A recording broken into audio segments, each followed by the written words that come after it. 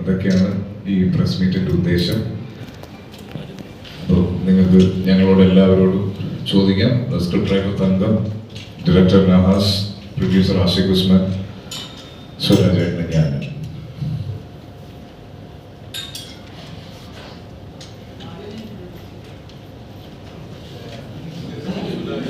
നമസ്കാരം, ഞാൻ സുരാജ് വെഞ്ഞാറമ്മൂട്. ഇനി ഇൻട്രൊഡ്യൂസ് ചെയ്യുന്നു. ഒരുപാട് സന്തോഷമുണ്ട് നമ്മുടെ ഈ സിനിമ ഇരുകൈ നീട്ടി സ്വീകരിച്ചത്. നമ്മൾ പ്രതീക്ഷിച്ചതിനേക്കാൾ മേളിലായിരുന്നു നമുക്ക് കിട്ടുന്ന റെസ്പോൺസ്. ഏറ്റവും കൂടുതൽ ആൾക്കാർ പറയുന്നത് ഒരു ഉഗ്രൻ കോമ്പയായിരുന്നു, ആസിഫും ഞാനും കൂടെ ഉള്ള ഉഗ്രൻ കോമ്പയായിരുന്നു എന്ന് പറഞ്ഞു. ഒരുപാട് സന്തോഷം. പിന്നെ അതുപോലെ തന്നെ തങ്കത്തിനെ കുറിച്ച് ഒരുപാട് നീ തങ്കമല്ലട പൊന്നപ്പൻ എന്നിങ്ങനെ പറയുന്ന ആൾക്കാരുണ്ട്. കാരണം ആദ്യത്തെ സിനിമ സൂപ്പർ ഹിറ്റ്, രണ്ടാമത്തതും അതിനേക്കാൾ മേളിൽ അഭിപ്രായം നേടി എന്ന് പറയുമ്പോൾ ഒരുപാട് സന്തോഷം. സംവിധായകനും ഭയങ്കര സന്തോഷത്തിലാണ് ആദ്യ സിനിമ ഇത്രയും വിജയം കൈവരിച്ചതിൽ. പ്രൊഡ്യൂസർ വൻ ഹാപ്പി. കാരണം ആദ്യ ദിവസം തൊട്ട് ഇവരെങ്ങനെയാന്ന് പറഞ്ഞു കഴിഞ്ഞാൽ ഈ ക്യാഷ് വന്ന് വീഴുന്ന അനുസരിച്ചിട്ടാണ് സന്തോഷത്തിൻ്റെ അളവ് കൂടുന്നത്. പിന്നെ മനോഹരമായ ഒരു സിനിമ ചെയ്തതിലുള്ള സന്തോഷമുണ്ട്. എന്ത് കാര്യമാണെങ്കിലും ചോദിക്കാം. ഇത് ഒരു റിയൽ സ്റ്റോറി ആയിരുന്നു. അത് ഞാൻ ഇടയ്ക്കൊക്കെ പറയുമായിരുന്നു. ശരിക്കും എൻ്റെ കഥാപാത്രം എന്ന് പറയുന്നത് തങ്കത്തിൻ്റെ കഥാപാത്രമാണ്. ബാക്കിയെല്ലാം പറഞ്ഞു കൊടുക്കും. മറ്റേ ആളുകളുടെ ഇദ്ദേഹത്തിൻ്റെ കഥാപാത്രം ചെയ്യുന്ന ആളുകളുടെ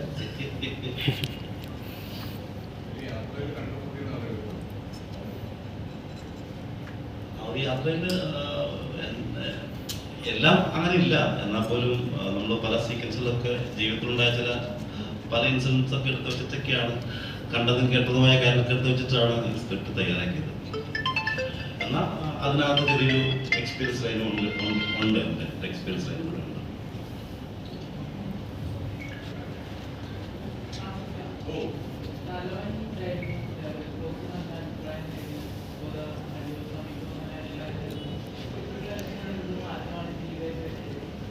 ഒരു മാറ്റം വരുത്തിയിട്ടില്ല. ഞാൻ എപ്പോഴും ചെയ്യുന്ന പ്രോസസ്സ് തന്നെയാണ് ചെയ്തത്. പിന്നെ ഞാൻ എപ്പോഴും പറയുന്ന ഒരു കാര്യമാണ്, കഴിഞ്ഞ 15 വർഷമായിട്ട് സിനിമകൾ ചെയ്തുകൊണ്ടിരിക്കുകയാണ്. അപ്പോൾ ഒരുപാട് നല്ല ടെക്നീഷ്യൻസിന്റെ കൂടെ വർക്ക് ചെയ്യാൻ പറ്റിയിട്ടുണ്ട്, ഒരുപാട് നല്ല ആക്ടേഴ്സിന്റെ കൂടെ വർക്ക് ചെയ്യാൻ പറ്റിയിട്ടുണ്ട്. എൻ്റെ കൂടെ എൻ്റെ സമപ്രായക്കാരായ ഒരുപാട് നടന്മാരും വലിയ വലിയ വിജയങ്ങൾ കൈവരിക്കുന്നത് ഞാൻ കണ്ടിട്ടുണ്ട്. അപ്പൊ അവരിൽ നിന്നൊക്കെ ഇൻസ്പയർഡ് ആയിട്ടുണ്ടാവാം.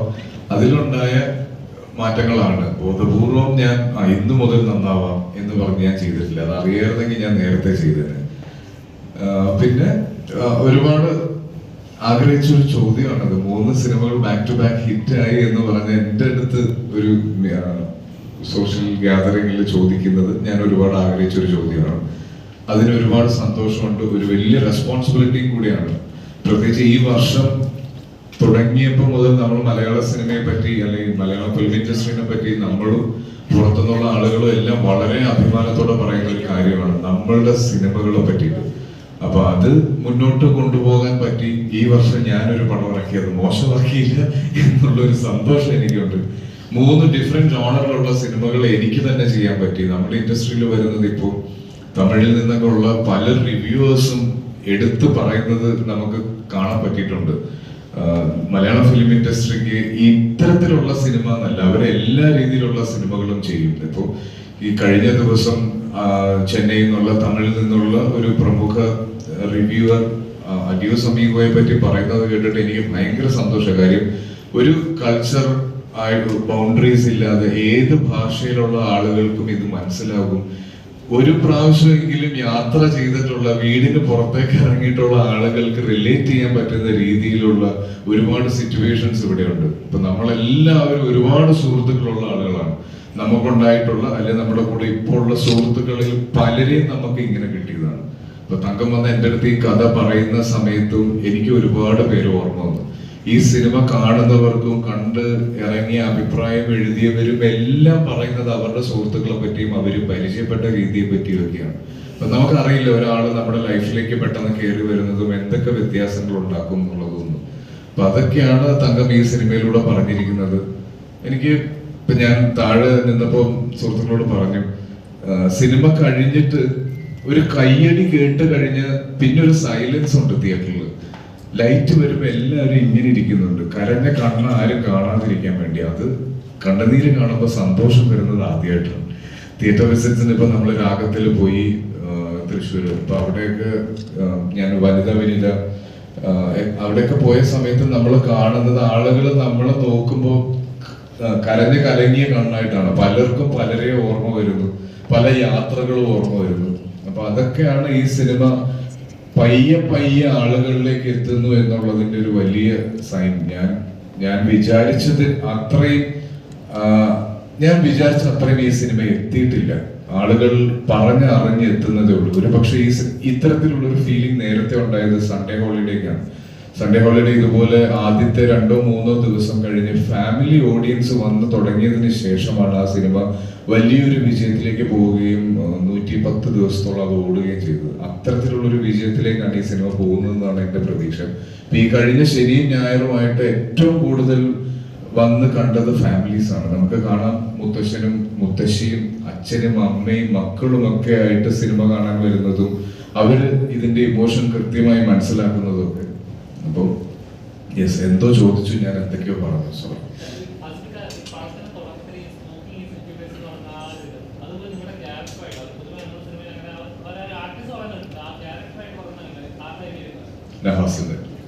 നഹാസിന് ഒരുപാട് ഐഡിയാസ് ഉള്ള ഒരു മനുഷ്യനാണ്.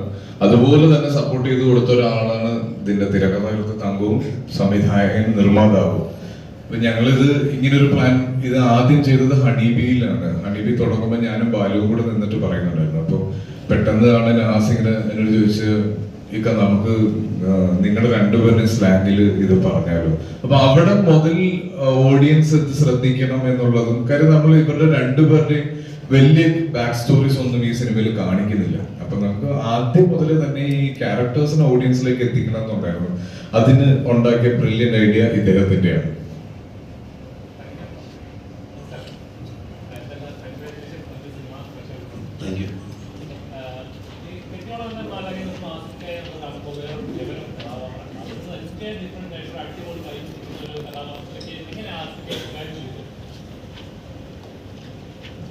അല്ല, അത് ആസ്വദിച്ചാൽ അത് വൃത്തിയാകുമെന്ന് തോന്നിയത് അതുകൊണ്ട് തന്നെയാണ്.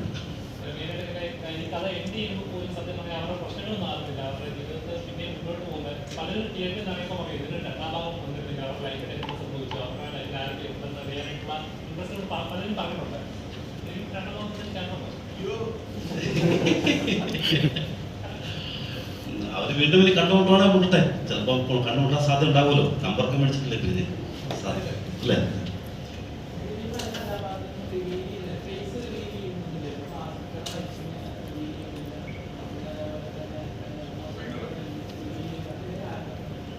ഇവര് രണ്ടും ആണല്ലോ പോകുന്നത്. ഇവര് രണ്ടുപേരിലൂടെയും കഥ സഞ്ചരിക്കുന്നുണ്ട്. നമുക്കത് ഈസിയായിട്ട് റിവീൽ ചെയ്യാമായിരുന്നു. അത് വേണ്ടാന്ന് വെച്ചിട്ടാണ്. കട്ട് ഇവരുടെ പെങ്ങളുടെ അടുത്തിട്ട് പോകാം, പ്രിൻസിന്റെ ഭാര്യ എടുത്തിട്ട് പോകാം, അമ്മച്ചിയുടെ എടുത്തിട്ട് പോകാം, അതൊക്കെ ചെയ്യാമായിരുന്നു. അത് ചെയ്യില്ലാന്ന് അതുകൊണ്ടാണ് ഇവർ അതെ അത് മുറിഞ്ഞു പോകണമെന്ന് വിചാരിച്ചു ഇവരുടെ യാത്ര. നമ്മൾ പ്ലാൻ ചെയ്തതും തങ്കത്തിന്റെ മനസ്സിലുണ്ടായിരുന്നത് ഒരു യാത്രയാണ്. ആ യാത്ര അതുകൊണ്ടാണ് ഇവരുടെ പ്രശ്നങ്ങളൊന്നും അവസാനിക്കുന്നില്ല. ഇവര് വേറൊരു തലത്തിലേക്ക് ജീവിതം കൊണ്ടുപോകുന്നില്ല, ഒന്നുമില്ല. ആ യാത്ര മാത്രമാണ് നമ്മൾ കാണിക്കാൻ ആഗ്രഹിച്ചത്. അതിൽ മാത്രമാണ് കോൺസെൻട്രേറ്റ് ചെയ്തത്. അപ്പൊ ഈ ചോദ്യം വന്നതുകൊണ്ട് രണ്ടുപേരോടാണ് നന്ദി പറയാനുള്ളത്. അത് എങ്ങനെ നമ്മൾ സോഷ്യൽ മീഡിയയിൽ കൂടെ ഒന്നും പറഞ്ഞാൽ അത് മതിയാവില്ല. അതുകൊണ്ട് ഈ അവസരം ഞങ്ങൾ ഉപയോഗിക്കുകയാണ്. അപർണ ബാലമുരളിയും രജിഷ വിജയനും അജു വർഗീസ് 3 പേരാണ് ഈ സിനിമയിൽ ശബ്ദം കൊണ്ട് അഭിനയിച്ചിരിക്കുന്നത്. അതൊരു ഇത് കേട്ട് ഇവരെ മനസ്സിലാക്കുക എന്ന് പറയുന്നത് വലിയൊരു അംഗീകാരം തന്നെയാണ്. ഞാൻ നേരത്തെ റോഷാക്കിന്റെ സമയത്ത് പറഞ്ഞ പോലെ കണ്ട ആളുകൾ മനസ്സിലാക്കി എന്ന് പറയുന്ന പോലെ ശബ്ദം കണ്ടവർ മനസ്സിലാക്കി. ഒരു നല്ല സിനിമയെ സപ്പോർട്ട് ചെയ്യാൻ അവരെ ശബ്ദം കൊണ്ട് മുന്നോട്ട് വന്നു. അപ്പം ഒരു പക്ഷേ മലയാളം ഫിലിം ഇൻഡസ്ട്രിയിൽ മാത്രമുള്ള കാര്യങ്ങളാണ് ഇതെല്ലാം. ഒരു സിനിമയ്ക്ക് വേണ്ടിയിട്ട് ലീഡിംഗ് ആയിട്ട് നിൽക്കുന്ന മുൻനിരയിലുള്ള 3 താരങ്ങൾ ശബ്ദം തന്ന് ഇതിൽ ഭാഗമാകുന്നു എന്ന് പറയുന്നത് ഭയങ്കര അടിപൊളി കാര്യമാണ്.